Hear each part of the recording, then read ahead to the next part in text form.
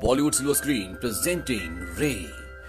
ये कहानी रे चार्ल्स रॉबिन्सन की जिंदगी की सच्ची कहानी है, जो कि एक म्यूजिशियन, सिंगर, सॉन्ग राइटर और कंपोजर थे। इस कहानी में आप सीखेंगे कि कैसे जिंदगी की एक गलती आपकी जिंदगी की सजा बन जाती है, कैसे जब कुदरत आपसे एक चीज छीनती है तो बदले में तुम्हें कई उपहार देती है, कैसे जिंदगी में इंसान सही रास्ते से मुड़कर गलत रास्तों पर चल पड़ता है। कहानी की शुरुआत में ये दिखाते हैं कि रे नाम का एक आदमी जो कि फ्लोरिडा में रहता है, वो सिएटल जाना चाहता है और सिएटल यहाँ से 5000 किलोमीटर दूर है और बस वाला उसे अपने साथ नहीं ले जाना चाहता क्योंकि रे अंधा होता है और इतना लंबा सफर बस वाला किसी अंधे आदमी को नहीं करवाना चाहता।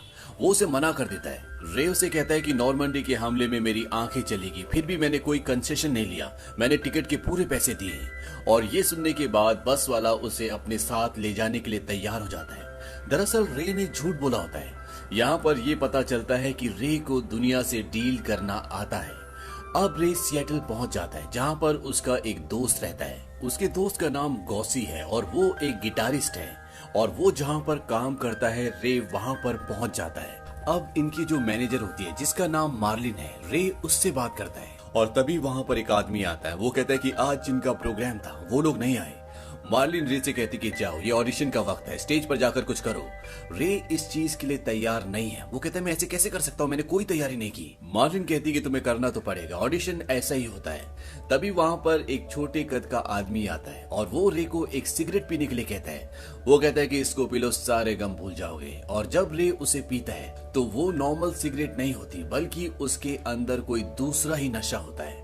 उसको पीने से रे को कॉन्फिडेंस आ जाता है और वो स्टेज पे जाकर पियानो बजाता है और साथ ही गाना भी गाता है। उसका गाना सुनकर, पियानो सुनकर वहां पर जितने भी लोग होते हैं जो सब बोर हो रहे थे, वो सब के सब खुश हो जाते हैं, नाचना शुरू कर देते हैं। और मार्लिन समझ जाती है कि रे के अंदर टैलेंट है, वो काम का आदमी है और वो उसे अपने पास जॉब दे देती है। साथ ही वो रे के दोस्त गॉसी को बोलती है कि रे के लिए होटल बुक करने की जरूरत नहीं है, वो मेरे साथ रह सकता है।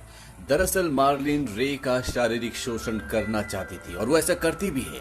रे उसके घर पर रहकर परेशान हो जाता है, लेकिन उसके पास रहने के लिए कोई जगह नहीं, उसे काम चाहिए, इसलिए चाहकर भी वो कुछ नहीं कह पाता। अब धीरे धीरे रे का काम लोग पसंद करना शुरू कर देते हैं। उसकी वजह से क्लब्स की सारी एंट्री, सारी टिकट्स बिक जाती हैं और रे फेमस होना शुरू हो जाता है और वो एक शो के लिए आउट ऑफ सिटी जा रहे होते हैं। जब रे अपना ब्रीफकेस, अपना सूटकेस पैक कर रहा होता है, तभी उसे ऐसा लगता है कि उसके अंदर पानी है और उसके अंदर उसे एक बच्चे का हाथ महसूस होता है जिससे वो डर जाता है। लेकिन तभी वहां पर एक लड़का आ जाता है। रे उसे बोलता है क्या तुम मेरा सूटकेस बंद कर सकते हो, और वो उसका सूटकेस बंद कर देता है। जब ये रास्ते में जा रहे होते हैं तो इनकी गाड़ी खराब हो जाती है। रे अपने दोस्त को बोलता है कि मुझे खुद का अपना एक घर चाहिए। उसका दोस्त गॉसी बोलता है क्या फ्री में रहना अच्छा नहीं लग रहा। रे बोलता है कहाँ फ्री है यार। उसका दोस्त बोलता है कि उसकी प्यास बुझाते रहो और वो हमें अमीर कर देगी। इसके बाद ये उस क्लब के शो में जाते हैं जहां पर ये जा रहे होते हैं और वहां पर रे बहुत ही बेहतरीन परफॉर्म करता है। और शो के बाद रे के पास एक आदमी आता है। वो कहता है कि मैं तुम्हारे साथ एक गाना रिकॉर्ड करना चाहता हूँ। ये एक बड़ी म्यूजिक कंपनी का आदमी होता है, लेकिन तभी वहां पर मार्लिन और गॉसी आ जाते हैं। मार्लिन कहती है कि मैं रे की मैनेजर हूँ, पहले तुम्हें मुझसे बात करनी होगी। वो कहता है कि मुझे कोई प्रॉब्लम नहीं है और वो मार्लिन और गॉसी के साथ चला जाता है। हालांकि रे भी उनके साथ जाना चाहता है, लेकिन ये लोग रे को उनके साथ नहीं आने देते। तभी वहां पर एक छोटे कद का आदमी आता है। वो कहता है कि रे मैं अच्छा माल लेके आया हूँ, 2 कश लगाओगी। रे कहता है कि मैं जानता हूँ जब तक वो बात करेंगे तुम मुझे उलझाना चाहते हो। वो कहता है कि मेरा इससे कोई लेना देना नहीं है और रे उसके साथ जाता है। वो आदमी रे को बताता है कि ये तुम्हारी वजह से सब डबल पैसे कमा रहे हैं। मार्लिन ने और गॉसी ने पार्टनरशिप कर ली है। गॉसी लीडर होने की वजह से डबल पैसे कमाता है।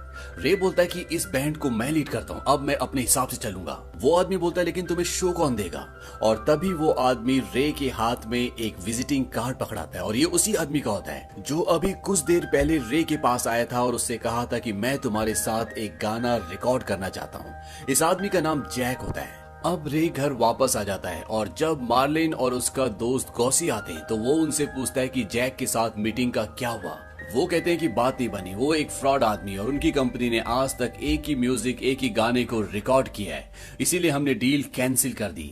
रे कहता है कि तुम्हें झूठ बोलना भी नहीं आता। वो कहता है कि मैं जैक से मिला था और वो मेरे साथ गाना रिकॉर्ड करने के लिए तैयार है, उसने मुझे कुछ एडवांस पैसे भी दिए। गॉसी उसे समझाने की कोशिश करता है। वो कहता है कि हम तुम्हारा ख्याल रखते हैं, तुम हमारे साथ पैसे कमा सकते हो। रे कहता है तभी तुम्हें मुझसे डबल पेमेंट मिलती है। और ये कहकर रे वहां से चला जाता है और वो जैक से मिलता है, वही आदमी जो उसके साथ गाना रिकॉर्ड करना चाहता है। जैक रे को बोलता है कि तुम्हारा नाम थोड़ा सा अजीब है, रे रॉबिन्सन, क्यों ना हम इसे तुम्हारे मिडिल नाम के साथ जोड़ दें, रे चार्ल्स।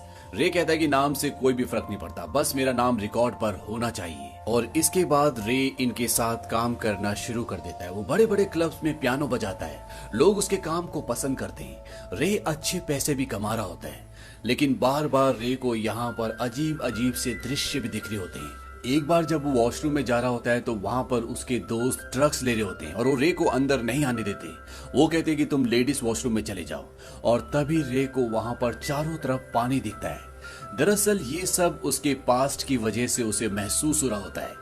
और कहानी चली जाती है अतीत में। जब रे मात्र 7 साल का था, वो अपनी मॉम के साथ और अपने छोटे भाई के साथ रहता था। उसके पिता ने 3 शादियां की थी जो उनके साथ नहीं रहते थे। यहाँ पर रे की मॉम बहुत ही स्ट्रॉन्ग पर्सनैलिटी की होती है। वो रे को हमेशा हिम्मत से आगे बढ़ने की सलाह देती है। वो कहती है कि जिंदगी में हमेशा अपने ऊपर विश्वास करना और आगे बढ़ते रहना। और वो रे को ये भी बोलती है कि नशे से हमेशा दूर रहना। वहीं रे को म्यूजिक का बहुत शौक होता है। वो एक आदमी को पियानो को चुपके से बजाते हुए देखता रहता है, और जब वो उस आदमी के सामने जाता है तो वो आदमी रे को पियानो बजाना भी सिखाता है। और इस तरह से रे की पियानो की म्यूजिक की जर्नी शुरू होती है। वहीं जब रे एक बार अपने छोटे भाई जॉर्ज के साथ खेल रहा होता है तो जॉर्ज एक टेबल के ऊपर चला जाता है जहां पर उसकी मॉम ने एक बहुत बड़ा टब रखा होता है जिसमें वो कपड़े धोती थी। जॉर्ज रे को बोलता है कि आ जाओ यहाँ पर स्विमिंग करते हैं। रे कहता है कि जल्दी नीचे उतरो नहीं तो मॉम देख लेगी। और तभी जॉर्ज का पैर फिसल जाता है और वो टब में गिर जाता है। वो मुंह के बल गिरता है, उसके पैर ऊपर होते हैं। रे कहता है कि जल्दी से बाहर आ जाओ, मुझे ये खेल नहीं खेलना। लेकिन जॉर्ज कोई खेल नहीं खेल रहा होता, बल्कि वो डूब रहा होता है। और कुछ ही देर बाद उसकी पूरी बॉडी शांत हो जाती है। उसकी मॉम ये देख लेती है और भागती वहां पे आती है। लेकिन तब तक रे का छोटा भाई जॉर्ज मर चुका होता है। उसकी मॉम बोलती है कि तुमने मुझे बताया क्यों नहीं। लेकिन रे के पास कहने के लिए कुछ भी नहीं था। हालांकि रे अपने भाई की जान बचा सकता था, लेकिन उसने कुछ भी नहीं किया, वो देखता रहा। दरअसल शायद उसे कुछ समझ में आया ही नहीं, और इनकी जिंदगी जो दुखों से भरी थी उसमें एक और बड़ा गम जुड़ गया। लेकिन इनके गम यहीं पर खत्म नहीं हुए। अगले 2 सालों में रे की आंखों में कुछ प्रॉब्लम आना शुरू हो गई और धीरे धीरे उसे धुंधला दिखाई देने लगा। और एक दिन रे की मॉम उसे कहती है कि डॉक्टर ने मुझे कहा है कि धीरे धीरे तुम्हें दिखना पूरी तरह से बंद हो जाएगा, डॉक्टर कुछ भी नहीं कर सकते। इस बात से रे को दुख होता है। वो रोते हुए कहता है कि मॉम मुझे पता है। उसकी मॉम कहती है कि रोना बंद करो, तुम पर कोई भी रहम नहीं करेगा। अब मैं तुम्हें बताती हूँ कि तुम्हें क्या करना है। वो कहते हैं कि मैं तुम्हें 2 बार संभालूंगी, लेकिन तीसरी बार तुम्हें खुद ही चलना होगा, क्योंकि ये दुनिया ऐसे ही चलती है। और इसके बाद रे की मॉम उसे सिखाती है कि उसे रास्ता कैसे ढूंढना है। उसकी मॉम उसे ये भी कहती है कि तुम अंधे हो रहे हो, लेकिन तुम बेवकूफ नहीं हो। अपने हाथों को अपनी आंखों की तरह इस्तेमाल करना सीखो। इसीलिए आज रे बड़ा होने के बाद भी ना तो रास्ता देखने के लिए किसी कुत्ते का इस्तेमाल करता है, ना ही उस ट्रिक को जो अंधे यानी कि ब्लाइंड लोग इस्तेमाल करते हैं। और ये देखकर सब हैरान भी होते हैं। और इसके पीछे कहीं ना कहीं उस ताकत का हाथ होता है जो उसकी मॉम ने बचपन में उसके अंदर डाली थी। वहीं प्रेजेंट टाइम में ये दिखाया जाता है कि रे धीरे धीरे नशे की लत में पूरी तरह से पड़ जाता है। वो हीरोइन, कोकीन, हर तरह का नशा करना शुरू कर देता है।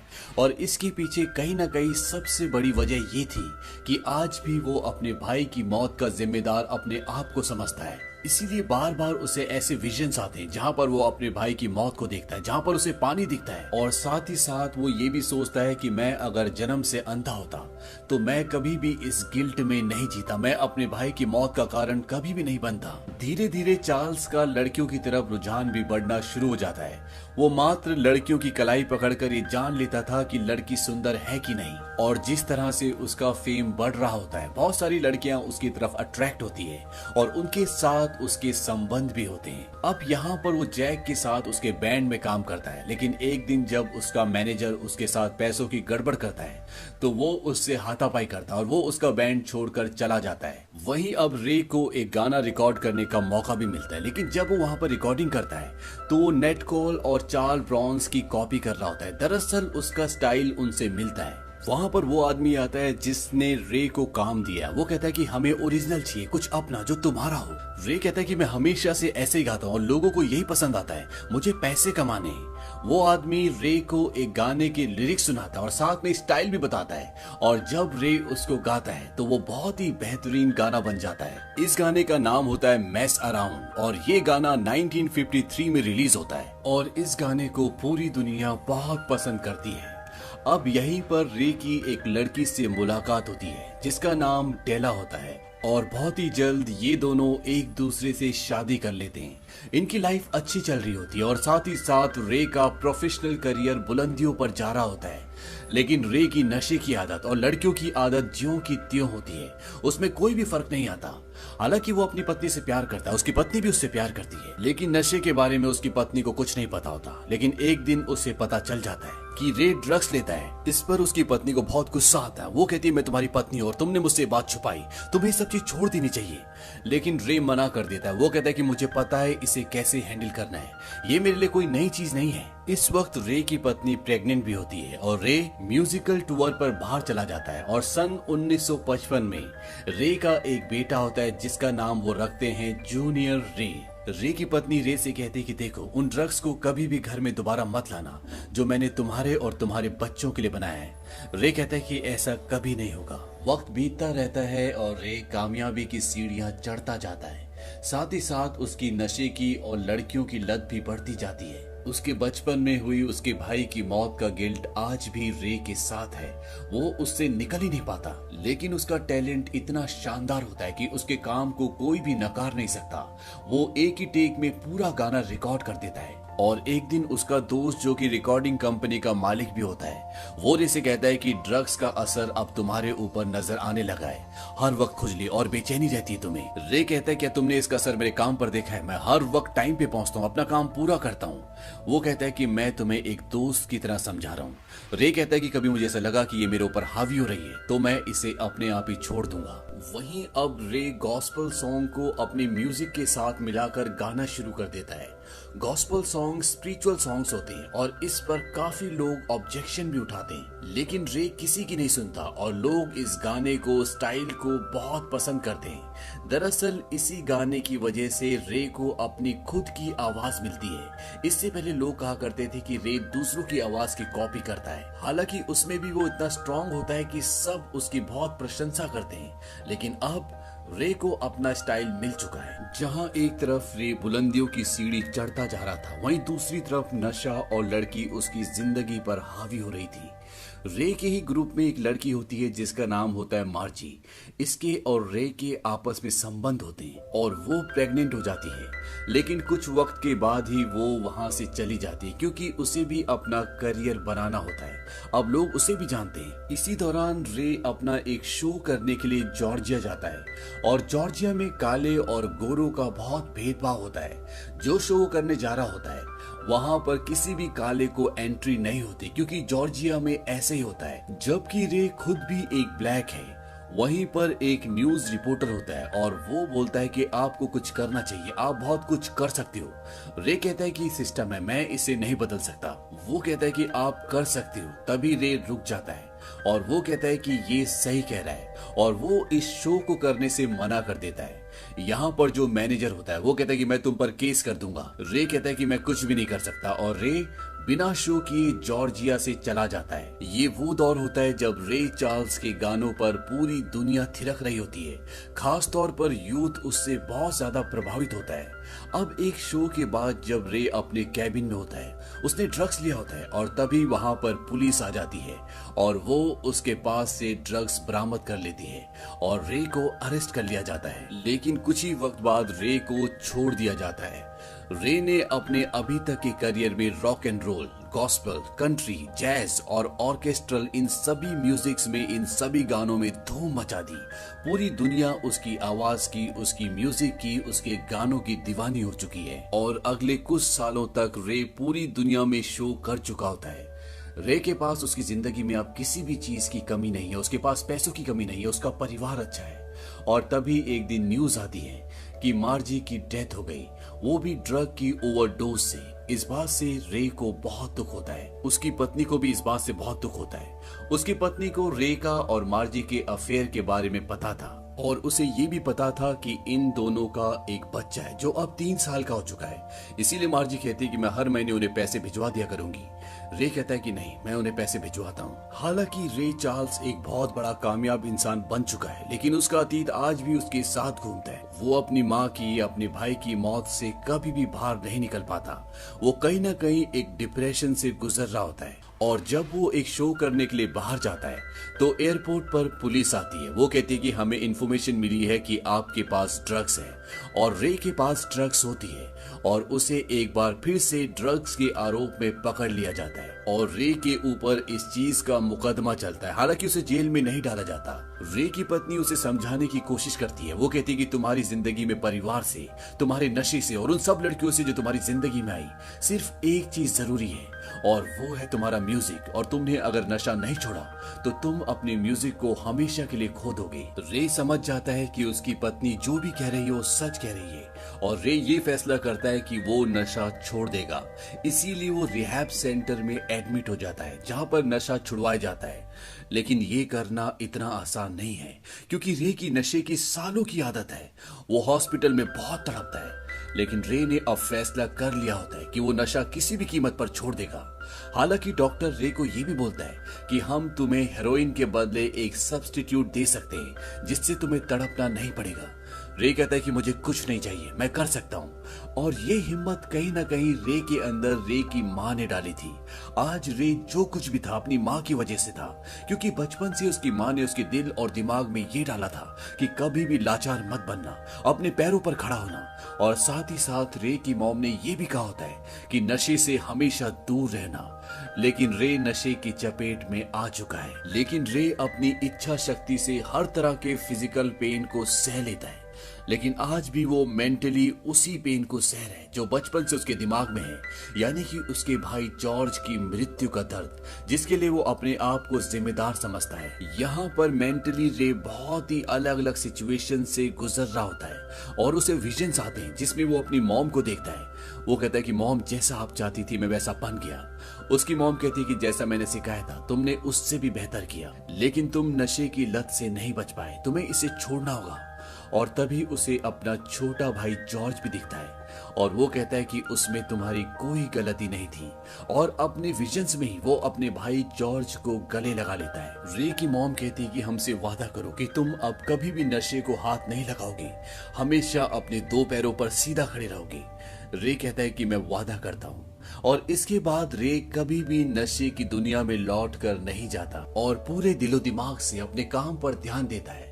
रे के ऊपर 1961 में जॉर्जिया में परफॉर्म करने पर पूरी तरह से बैन लगा दिया गया था, लेकिन 7 मार्च 1979 को ये बैन हटा दिया जाता है। साथ ही साथ रे चार्ल्स से माफी भी मांगी जाती है और उनके गाने जॉर्जिया ऑन माई माइंड को जॉर्जिया का स्टेट ऑफिशियल सॉन्ग भी बना दिया जाता है। और यहाँ ऑडिटोरियम में जितने भी लोग होते हैं वो सब के सब तालियां बजाकर रे चार्ल्स का सम्मान करते हैं। रे ने अपनी जिंदगी में वो सब कुछ पा लिया जो उसे चाहिए था, बावजूद इसके कि बचपन में उसके भाई की जो मौत होती है, पूरी जिंदगी उसके लिए वो खुद को जिम्मेदार समझता रहा। उसकी माँ की भी मृत्यु हो गई, उसने अपनी आंखें खो दी, वो नशे की दुनिया में चला गया। उसका इतनी बड़ी दुनिया में कोई भी नहीं था, उसे पिता का प्यार कभी नहीं मिला। वो अपनी जिंदगी में काफी भटक भी जाता है, लेकिन उसके अंदर की हिम्मत जो उसे उसकी मॉम से मिली थी, उसके सहारे वो जिंदगी के उस मकाम को छू लेता है जहां तक पहुंच पाना हर एक इंसान के बस की बात नहीं है।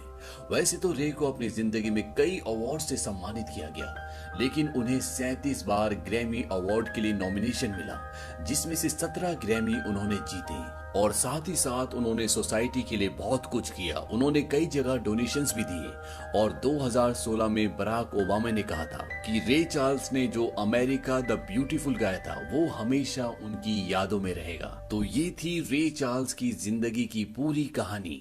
उनका जन्म 23 सितंबर 1923 को हुआ था और 10 जून 2004 को 73 साल की उम्र में उनका देहांत हो गया। उम्मीद करते हैं कि ये कहानी आपको पसंद आई होगी।